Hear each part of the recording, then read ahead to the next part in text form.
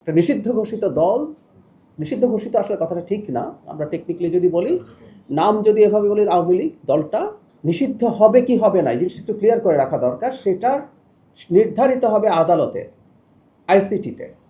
তারা মানবতা বিরোধী অপরাধে যুক্ত ছিল কি ছিল না সেই বিচারের পর নির্ধারিত হবে। লিলি হুইপ চিয়া মিস্টি glowing body wash, secret two ultimate glow. যেটা হয়েছে ওই পর্যন্ত, যেহেতু তারা বিচারাধীন থাকবে, সেই পর্যন্ত তাদের কর্মকাণ্ড নিষিদ্ধ থাকবে সন্ত্রাস দমন আইন 2009-এর অধীনে। সো তারা কর্মসূচি নিষিদ্ধ। এই দলটা এখন যে কোনো কর্মসূচি নিয়ে যদি মাঠে নামতে চায়, সে তারা একটা আইন ভঙ্গকারী কাজ করছে। সো সরকার সেখানে ব্যবস্থা নেবে, এটাই স্বাভাবিক।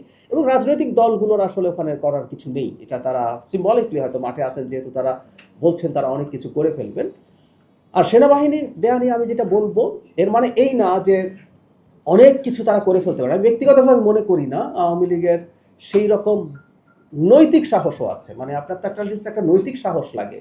আমরা একটা কথা বলি না, চোরের মায়ের বড় গলা। মানে আওয়ামী লীগের বড় গলা হতে মানে আমাদের সবার মেমোরি শেষ হয়ে যেতে হবে, আমরা সবার ডিমেনশিয়া হবে, তারপর কোনোদিন আওয়ামী লীগ আমাদের সামনে বড় গলা করে কথা বলতে পারবে। এর আগে আমার মনে হয় না। সো তাদের ওই নৈতিক সাহসও নেই। নৈতিক সাহস যদি না থাকে, কিছু লুটপাটকারী মাফিয়া চোর বাটপারের আসলে খুব বেশি নৈতিক সাহস থাকে না। আমি একটু পেছনে যাই, একটু অপ্রাসঙ্গিক হলেও বলি, জুলাইয়ে এরকম বন্দুকের সামনে মানুষ দাঁড়াতে পেরেছিল কারণ তার নৈতিক সাহসটা ছিল।